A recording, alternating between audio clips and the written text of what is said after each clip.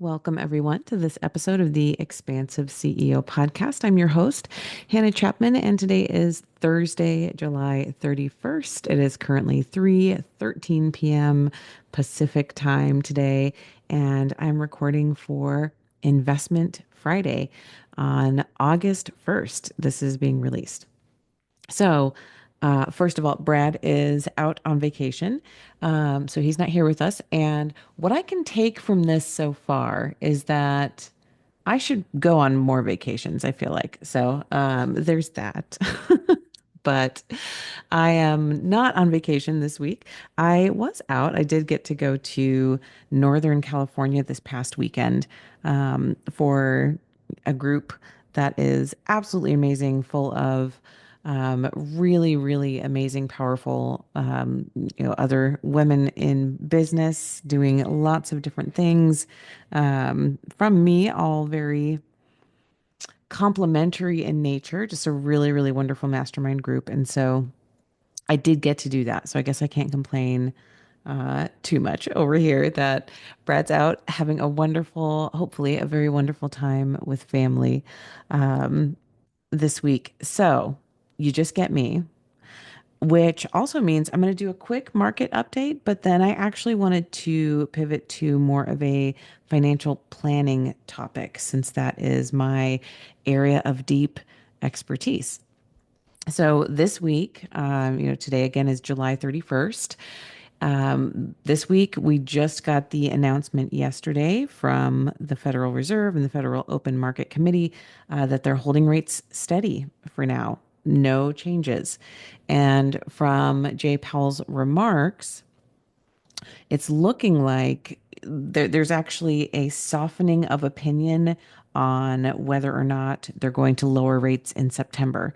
So the next meeting will be in September, and it's very possible that they keep rates steady again. And that is because, as Jay Powell mentioned in his remarks, that the tariffs are starting to take effect now. We are seeing more um, tariff revenue come into the Treasury. So that means importers, people who are importing products into the United States, are paying these tariffs, and the government is starting to receive those tariff payments. His um, his figure that he quoted the other day was $30 million, excuse me, $30 billion with a B, $30 billion per month in tariff revenue. So that is $30 billion per month that American companies are paying in tariffs. So why am I mentioning that? Why is that tied to the interest rate number? Because that is potentially inflationary, right? And so that is the the thing that the Fed is watching. We do have some deadlines that are coming up, right? There's an August 1st deadline for a few different countries. The negotiating table is still open with China, so we still don't have any of those details yet. But some of the tariffs, especially the lower percentages, the ones that are like the 10% minimum or, the 15% or 20% that we've seen kind of be hammered out with some countries, those are in effect and those are being paid now. So we will see what happens. The market as a whole hasn't reacted very strongly to the last couple of rounds of tariff negotiations. It's kind of been a non-event. Um, and so we'll see. That might be the case too with this new deadline, this August 1st deadline, this, what's happening with Mexico and China and, some of these different countries that haven't formalized any quote unquote trade deals yet with the US. So we'll watch it, but I don't know. I kind of am feeling like it's not going to cause huge ripple effects in the stock market just because we've digested so much uncertainty already. And we'll see. We'll see what happens with that. And we will see what happens in September. Again, I think the figure that I saw was that there's now a 48% forecasted probability of rates decreasing in September, where it had been higher before. Analysts had been predicting a little bit higher chance. So now they're saying, less than 50% chance of rates going down in September. Then, the next meeting is in December of 2025. So we'll watch, we will wait. If inflation ticks up, then it's likely that rates are not coming down anytime soon. The market as a whole has been doing great this week. There's not a whole lot to report on there. Honestly, we've had earnings. Earnings came out, I think, for a couple of bigger companies, Meta and Microsoft. They did great. Their stock both really went up quite a bit yesterday. So, there are some bright spots revenue wise that the market is liking. So we are, again, watching, waiting, seeing what's going to happen through the rest of the summer here. So, and again, August, since we're just starting August, August also tends to be quite a volatile month on the whole, statistically. So that's what we are.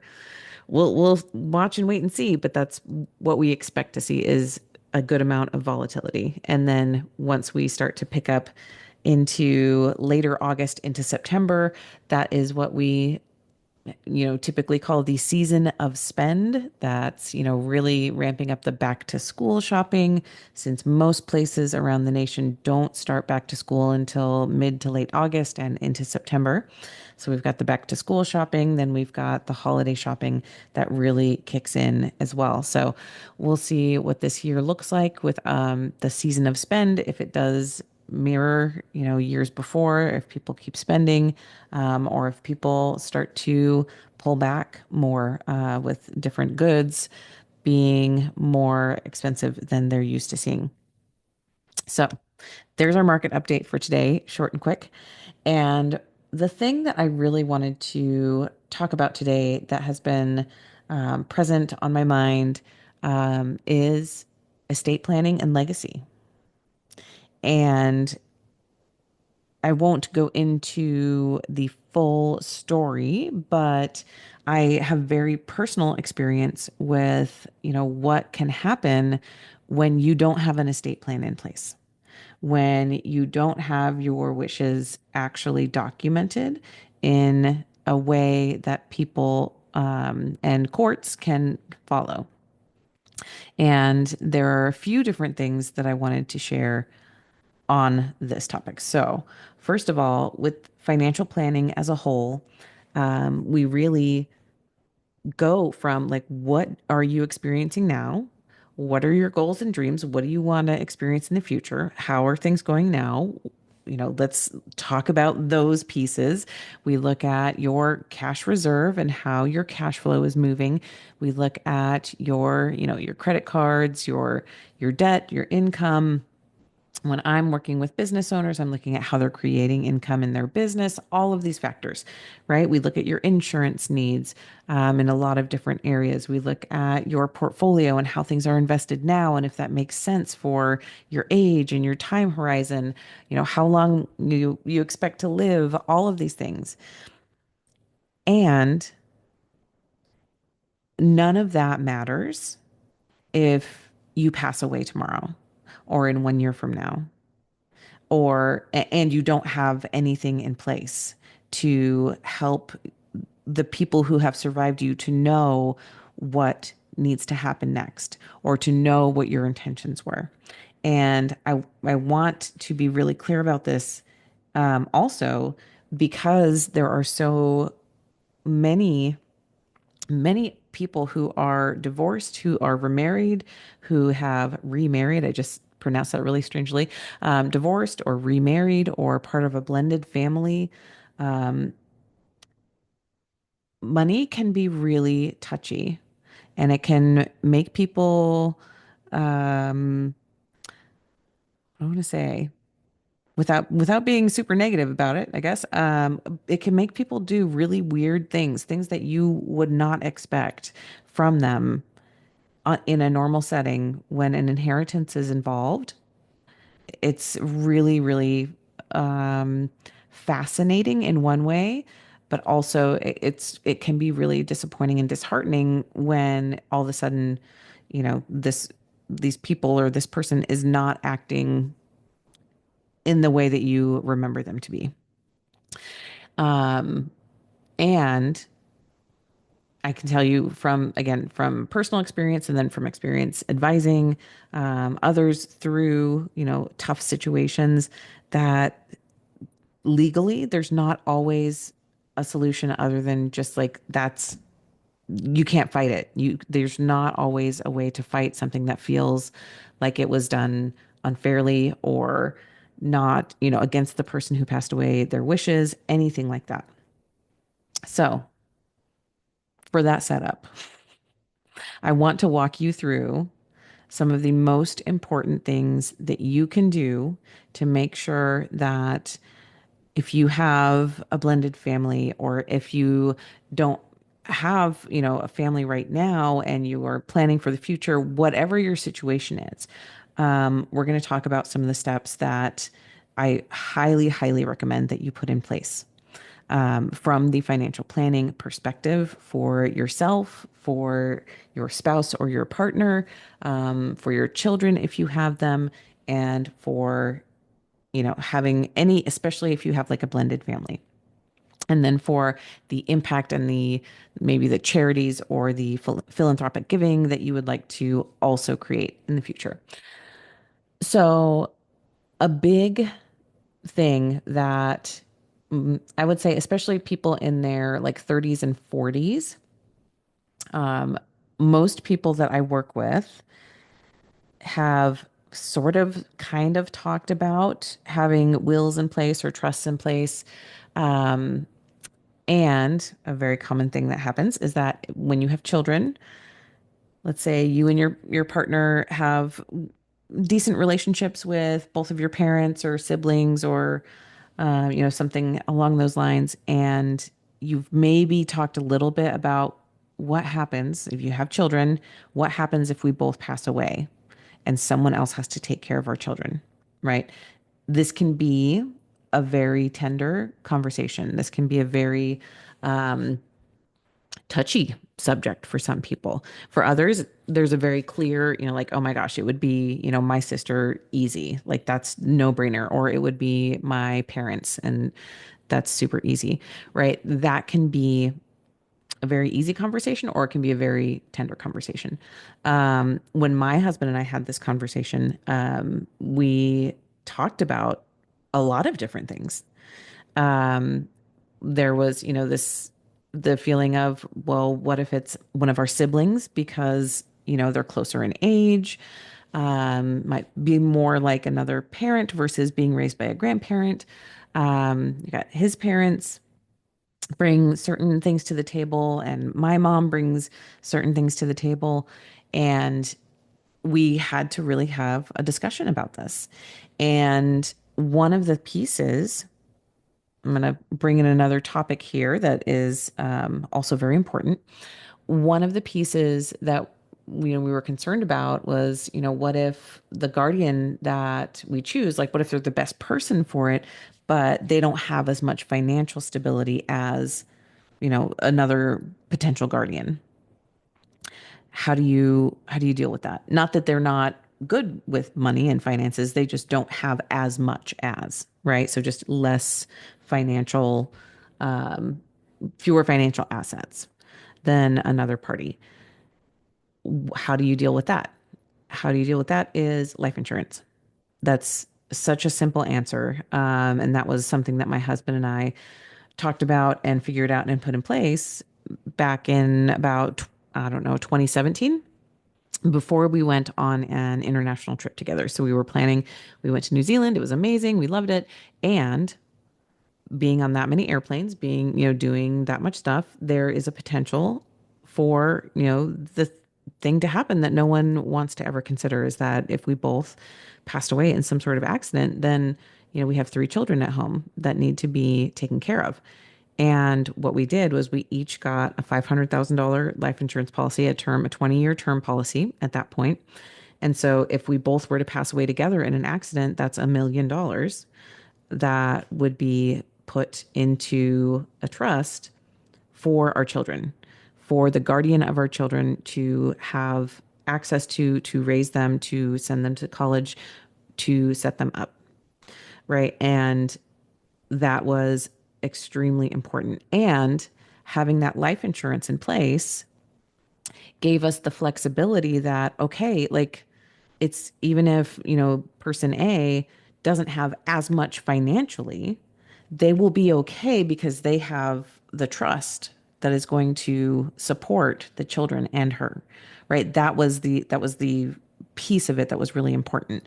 And then, we can also make sure, like, when you pass away, and be, honest, you can't decide who's going to do what after you're already gone, but you give people the best chance to be able to provide well for your children. The other aspect, so I've worked with clients recently who, you know, didn't ever really look at the whole picture from that lens. So having young children and seeing, oh, okay, so we've got this life insurance. We've got $1 million of life insurance in place. Oh, and we also have, these financial assets. Oh, we also own a house, right? And so when you start putting all of these things together and looking at all those pieces, if this particular client and their spouse passed away, their children would have about $4 million worth of assets that would be sitting in limbo if they were not properly put into a trust. And so that's a really, really huge piece when you have, especially minor children.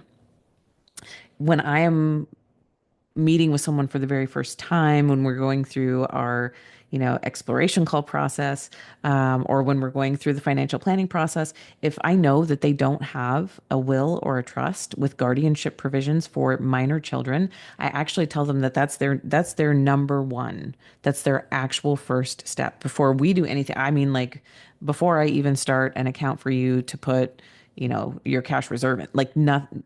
Step number one is make sure you have guardianship provisions in place for your children. Because even if you have a boatload of family that is close to you, nearby, if you do not have those guardianship provisions in place and you and your partner both pass away, the state decides. The state will decide. They will go into the foster care system. They could literally be taken away from family and put into foster care. And then the state will decide where they go. And I don't know one single parent who has family close by, who has people that they would want to take care of their children, that would rather them go into the state system for any amount of time rather than go straight to their aunt or their grandparents or their uncle, like whatever that is, or their best friend, right? I don't know anyone who would want that. And that is the very real possibility of what can happen if you do not have guardianship provisions in place and in a place where someone else can get to them. Okay, so that's another huge piece of this. When you have your will in place, when you have your trust in place, someone else needs to know about it. Okay, your parents, or if you're the parent and you have adult children, your adult children need to know where your estate documents are. If you have a financial advisor, it's very, very, very good practice to let your financial advisor know where your documents are. If you have an attorney, right? Like, there are all these different people that are in your life, hopefully, at least someone that can help be that person for you. Say if you're single and you don't have a partner and you don't have family close by, hopefully you do have a financial advisor that you can lean on, right? That you have someone, you have a professional in your corner that you can say, this is where my documents are. If something happens to me, here they are. Here's a copy of all of this so that you know what to do if I pass away, right? I do have in my files with my clients, if my clients have estate documents, their estate documents, a copy of them, PDF copy to be clear, is in my files because I'm one of the people that if something happens to them, because I manage their financial accounts, I'm one of their safe people that their heirs are going to have to, their beneficiaries are going to have to come to talk to. Okay. So, number one, absolutely always guardianship provisions for your minor children. And along with that, step two, if you have anything, if you have a home, if you have life insurance, if you have a decent amount of assets, the recommendation is from estate planners kind of tends to be like if you have more than $100,000 worth of assets that your children, especially your minor children, will have, you should also really consider a trust. And I 100% agree with that. So a trust is going to help your beneficiaries navigate what your intentions are for all of that money or those assets, right? If it's a house, if it's life insurance, if it's IRAs or investments or a business, right? A trust is going to help your your beneficiaries, your heirs navigate that process. The other piece of that is that it's also going to help them navigate it outside of probate. Okay, so we're going to take a little bit of a another spoke off of this, not a tangent, but it's a spoke of this same conversation, and talk about probate for a second because probate is long, it is expensive, it takes so much time to go through, and it really is like a, a slog is the best way to put it. When you are going through probate, you're going to spend way more money on working with a CPA who's going to have to do the taxes and the forensic accounting and do the taxes for potentially several years until everything has worked its way through and they can do a final tax return. You're going to have to pay lawyers to be in court all the time. You're also going to have to, you know, make sure that you have your different clearances and gosh, what's the word for that? One of my dear family members was the executor for an estate for his aunt. So this is a very distant relative for me, and it was very. It took forever. Like slog is the best way to put it. It took so long, and his aunt didn't have that complicated of an estate. It wasn't super complicated. She didn't have any children. She left everything to, well, she left half of it to her sister and then the other half to her nieces and nephews. And that was it. But there was so much stuff, so many pieces that had to be taken care of. And, there were physical stock certificates that had to be figured out, which was kind of crazy. And all kinds of different accounts that they kept finding after the fact. And then they would find another IRA and they would find another annuity and they would find all, and every piece of it then had to be submitted back through probate over and over again. And so that process was insane. And it's not fun and it's not easy. And it's all public, it's all available in court records and in public court records. So probate has no privacy, which is one of the big reasons for a lot of people to want to have a trust and to want to avoid probate is the privacy. But it also then takes a really long time to get everything wrapped up, uh, especially if there wasn't a will in place, right? So a big vote, a big green check mark for a trust. If that's something that you have been thinking about, especially if you have, again, minor children, excuse me, or heirs that you would like to have some sort of balance around how they receive funds. So one thing I want to say there, with a trust, you can also control when and how your beneficiaries receive money. So that could be, say your kids aren't minors anymore, but maybe they're 18, 19, up to 25, and you have a four or five, $6 million estate, and you don't want that 21-year-old to receive, let's say you have two kids who are 19 and 21, and you don't want your 19 and 21-year-old kids to receive $3 million each at the age of 19 and the age of 21. That typically is not a great thing for a very young person to receive. It's a very difficult process for a young adult to take in, if especially when their parents pass away. A lot of young adult children whose parents pass away, and then they receive this big influx of money. Emotionally, that's very hard to process. And many, many times there's a desire to get rid of the money, or there's fear around the money. There's emotional baggage that comes with that money because they would rather have their parent, right? There's so much grief around losing their parent or parents that this money then doesn't feel good to them. And a statistic that is super, super important to keep in mind is that most inheritance, so most windfalls, inheritance, lottery, whatever, selling a business and getting, a big influx, most windfalls are gone within 3 years. So within 3 years of the time of someone receiving an inheritance or receiving a windfall of any sort, it's completely gone. Zero, back to zero.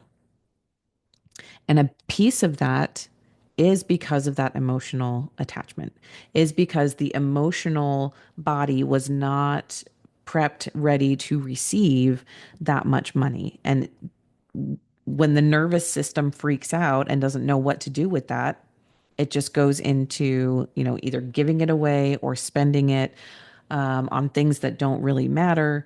And that is the vast majority of people that receive a windfall. How then do you help your young adult child receive that gracefully? You do that by creating structure for them. Because when you're gone, when you're the parent and you're gone, and now your child has no structure, right? Or the structure that they did have, the scaffolding that they had, feels like it just got ripped out from underneath them. They don't have the structure there to hold that money. And they don't have the life experience to understand what they really should do with it. So, a huge thing that you can do, the trust is such a beautiful tool for this. You can create structure, right? You can create something that you can create anything really. If you talk to a lawyer, they can help you draft whatever you want.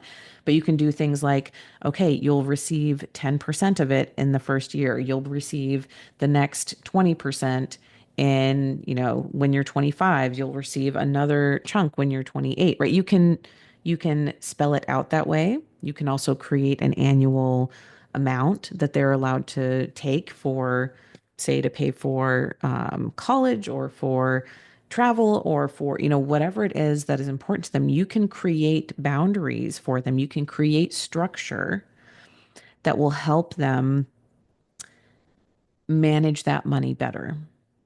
And if you have a financial advisor that you trust and that you feel is also a good fit for your children, I think that's another big thing that's happening right now is that people are starting to think about, okay, who's the right advisor for not just me, but also for my spouse and also for my children. This is a huge thing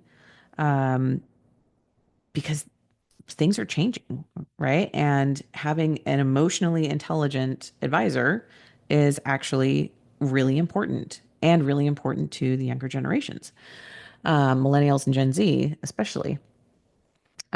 So having that trust in place again is going to give structure to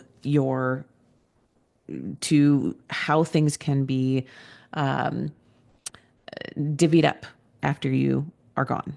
So this is super, super important and super, super helpful for your heirs. It'll spell out your trustee and the successor trustees and other people. You'll have like a whole group. If this person is unwilling or unable, then this person can step up and be the trustee, right? You can put all of those things in place. So highly recommend. The next aspect. So once I'm sure that, my clients have their guardianship provisions in place, their beneficiary designations all set to the correct thing, that's when we can then start looking at other things. We can start talking about legacy more broadly. We can talk about, okay, do you want to include philanthropic giving in your estate plan? Are there other ways that you want your money to be sent out into the universe, and causes that matter to you, impact that matters to you? And I'm going to bring in the blended family aspect as well here. Because when you have a blended family, or if you are remarried, so yeah, even if you're remarried and you don't have a blended family, so that's such a touchy subject. It is so fascinating to talk to people who are in this situation. And I've said it before on podcast, and it'll come up again because it comes up pretty often, that people will talk about intimacy. They will talk about sex before they will talk about money. They will get married before they really talk about finances and money. And then there's this like feeling of like taboo when we talk about like what happens if you pass away. What happens to your side of your money when you are no longer here? And in many cases, if there's not something that's very spelled out, you don't you don't know everything about everyone until things get a little bit more emotionally charged. We'll say grief, sadness, lots of things happen in this scenario that you wouldn't ever expect. So if you have adult parents who divorced when you're an adult and they get remarried, and let's say your dad has some assets that he had expected to go to his children, but he got married, and they never talked about estate planning, and they never had an estate plan in place. And every time you bring up the topic, it's basically immediately shut down, right? That it's too hard to think about. You can't think about dying. It's not a fun topic, and so that topic gets shut down. And then your dad passes away, and there wasn't the only thing that was known the main thing that was known is that, okay, his new spouse is the primary beneficiary. Normal. That is something that can definitely be the case. But the secondary beneficiary was supposed to be all of the kids. Her kids, his kids, everyone equally. Well, now that the primary beneficiary has changed and taken over the accounts, that new primary beneficiary can do whatever she wants. And she can change the beneficiaries in any way that she wants because there's no legal protection in place anywhere else. That is the law. That is how that works. And if you don't have these things spelled out in a trust, then that's it is very possible that one side of, a couple's family can be completely cut out of their will, not of their will, completely cut out of their estate. And this happens so often. This is very, very common. This is, I want to be very like clear about this because it's like people who listen to this show might say like, well, that's just easy and obvious. Like, of course you need to have estate documents in place. Of course you need to communicate about things like what happens when you die. The majority of people aren't thinking about this and don't want to think about this because it's a hard topic, right? To think about your own demise. It feels morbid to have that conversation. But if you don't have the conversation and you don't put the right things in place, then you run the very real risk of your children or your beneficiaries or your heirs or the things that you want to make sure are taken care of, that they could get nothing. And that is a crazy thing to consider. And yet, it's extremely common. So, what do you do if you are in this situation and you have, you've been remarried and you want to make sure that your anything that you've come into the marriage with goes to your heirs, or maybe you blended completely and you want to make sure that everyone gets something. You write it down, you write it in a trust. You do a prenuptial agreement, right? These are very important legal tools to make sure that your heirs, your legacy is carried out in the way that matters to you. So prenuptial agreement is absolutely, absolutely helpful for any second, third marriage. And then trust work. You can absolutely take care of your spouse. Say that your second wife or your second husband is the absolute love of your life and it's amazing and you're with them for a long time. Yes, you want to take care of that person, right? You can create that in a trust and say, I want to take care of this person in this way. And I also want to make sure that these pieces are carved off for my children.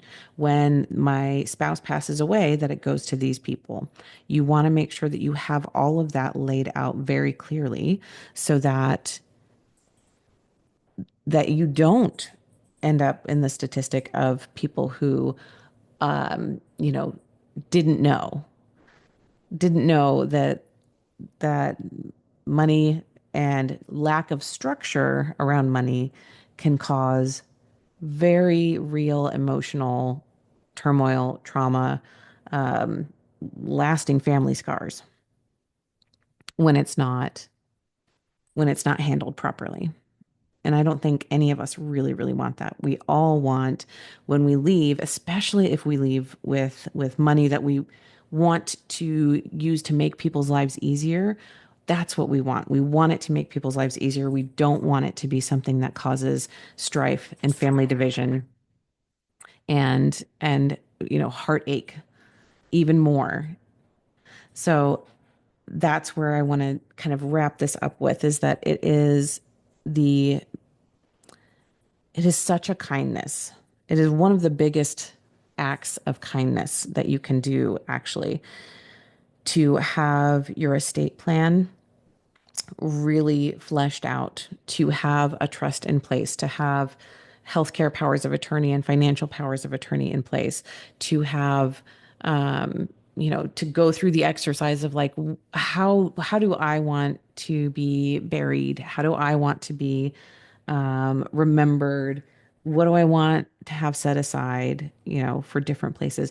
If you can spell that out, it takes so much pressure off of your heirs and your family and the people who are grieving.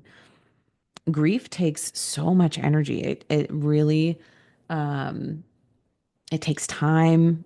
It's hard, right? And so then to have the financial piece on top of it of everything is like not only did my world just potentially like really go through a seismic shift, but now there's all this financial stuff that I don't know how to deal with. I don't know what to do.